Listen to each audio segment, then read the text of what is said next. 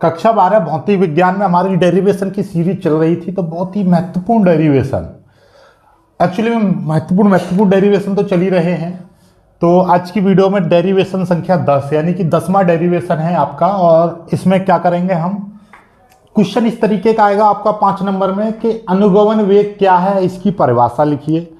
अनुगमन वेग से क्या तात्पर्य है, अनुगमन वेग क्या होता है, और साथ मतलब इस तरीके से देगा। कभी कभी ये 2 नंबर में भी आ जाता है, शॉर्ट में केवल थ्योरी लिखने के लिए आए कि अनुगमन वेग होता क्या है।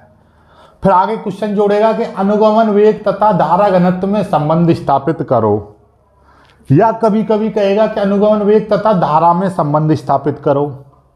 और ये काफी बार आ चुका है, तो इसको करते हैं। 5 नंबर का क्वेश्चन बनता है इस तरीके का, 2 नंबर का, ये 3 नंबर का डेरिवेशन, ठीक है। और इस पर आधारित एक न्यूमेरिकल भी आता है, तो करते हैं एक एक करके सारी चीजों को खत्म।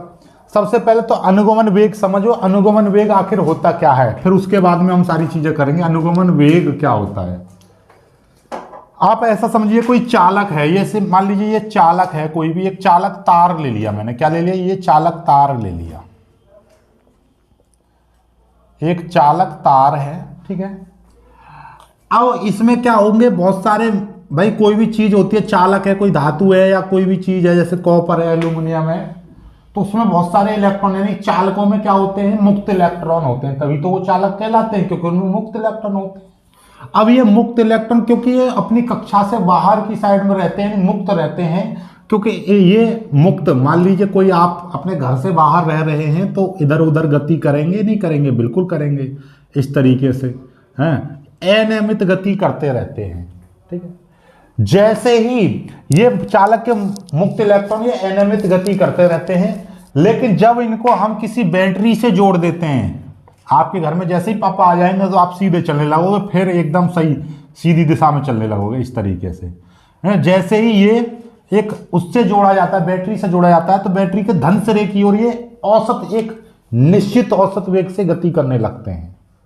इसी औसत निश्चित वेग को हम क्या कहते हैं, अनुगमन वेग कहते हैं। तो परिभाषा क्या बनेगी, जब किसी चालक के सिरों के बीच विभवांतर यानी कि बैटरी जोड़ते हैं, तो चालक के अंदर मुक्त इलेक्ट्रॉन ऋणात्मक सिरे से धनात्मक सिरे की ओर एक निश्चित औसत वेग से गति करने लगते हैं। इसी निश्चित औसत वेग को हम अनुगमन वेग कहते हैं। ये हो गई, ठीक है, समझ में आ गई बात, नहीं आई? तो यही परिभाषा यहां पर लिखी हुई है सिंपल से शब्दों में।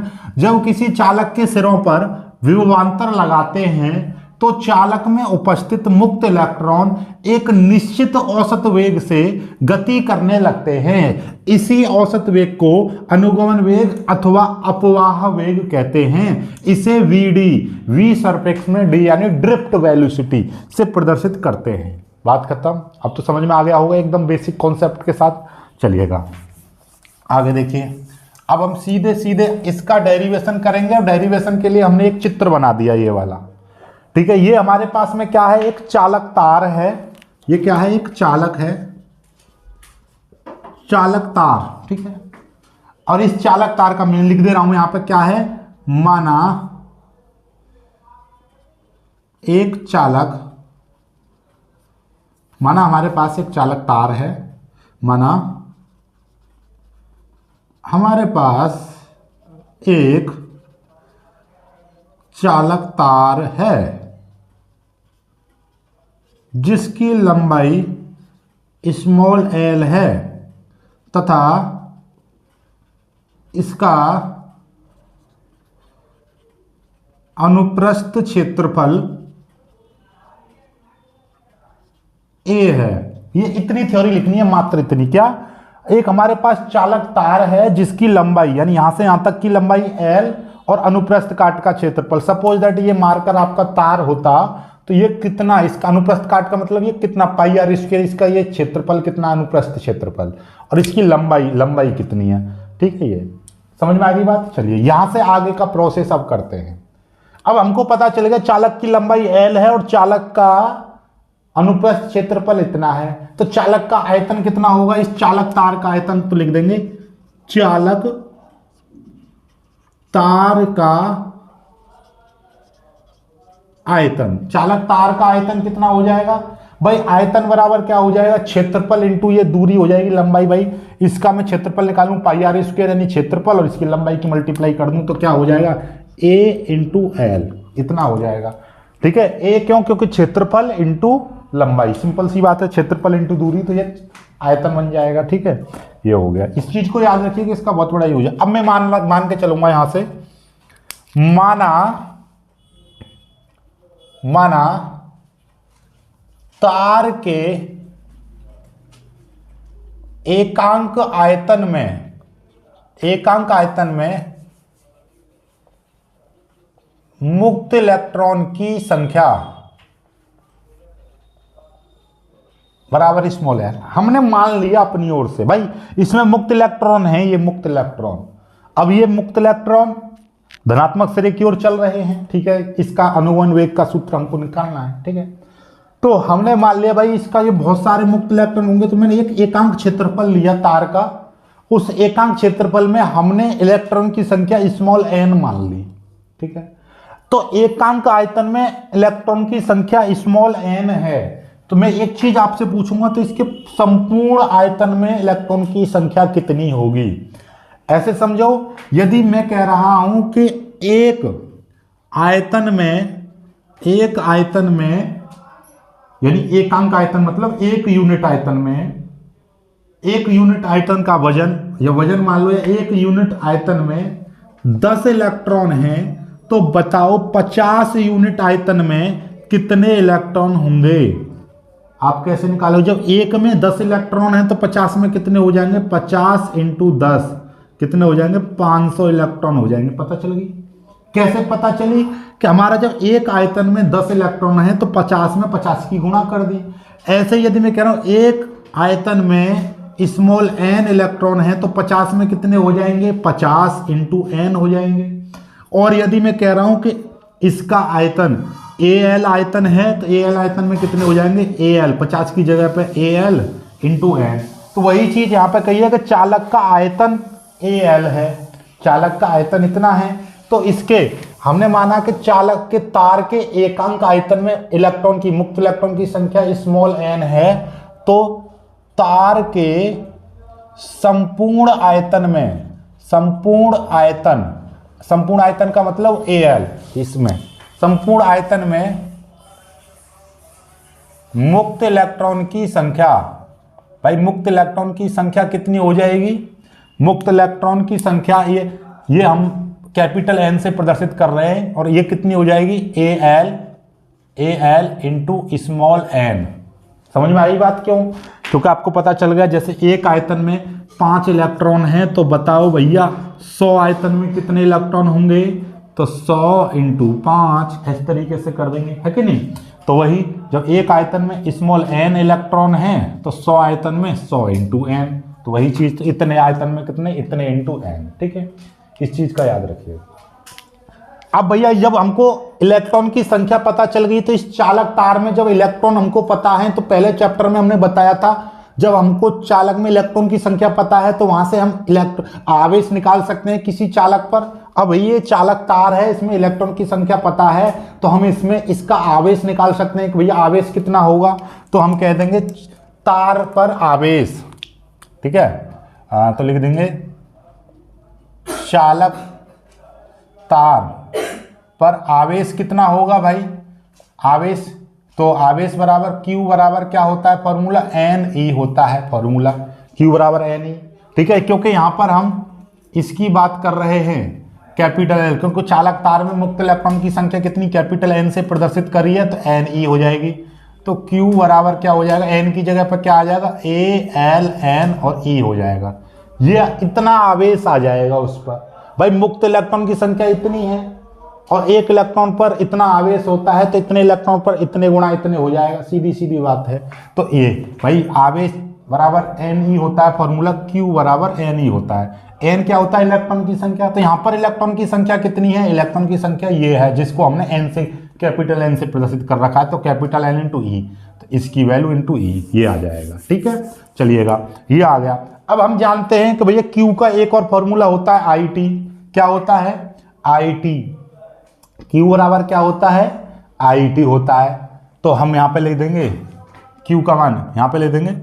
वी नो दैट, हम जानते हैं Q बराबर होता है आई टी। इसको साइड में लिखिएगा ताकि आपको पता रहे कि हमने ये कौन सा फॉर्मूला लगा दिया है, आई टी। आई टी बराबर क्या हो जाएगा, ए एल एन ई। यहाँ से T का मान निकाल देंगे तो T बराबर हो जाएगा A L N E upon I. इतना हो जाएगा T का मान। ठीक है, इस चीज को याद रखिएगा, इसको समीकरण 1 मान ले रहा हूं मैं। ठीक है, ये T का मान निकल आया।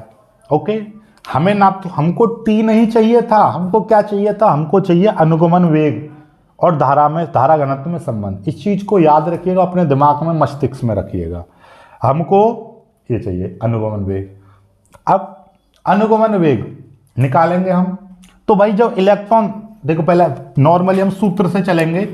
एक सूत्र लेंगे हम, सूत्र कौन सा है, वेग बराबर क्या होता है, वेग बराबर होता है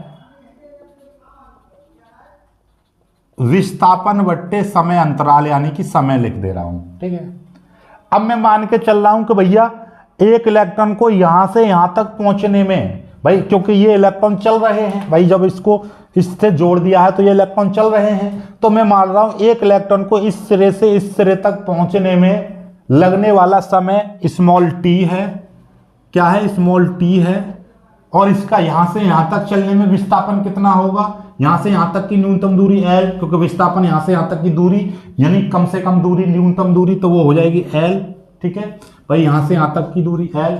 तो और वेग क्या हो जाएगा, ये जो इलेक्ट्रॉन यहां से यहां तक चल रहा है तो उसका वेग कितना होगा, उसे अनुगमन वेग कहते हैं, तो उसको हम वी डी से प्रदर्शित करेंगे। समझ में आ गई बात। तो वी डी बराबर एल अपॉन टी क्यों हुआ, इस वाले सूत्र से। भाई जब इलेक्ट्रॉन यहां से यहां तक गति कर रहा है तो यहां से यहां तक पहुंचने में एल दूरी, तो एल दूरी तय करने में लगा समय उसका टी है, तो उसका वेग कितना हो जाएगा, तो उसको अनुगमन वेग कहेंगे, क्योंकि इस समय ये गति कर रहा है तो उसको हम अनुगमन वेग कहते हैं, इसलिए।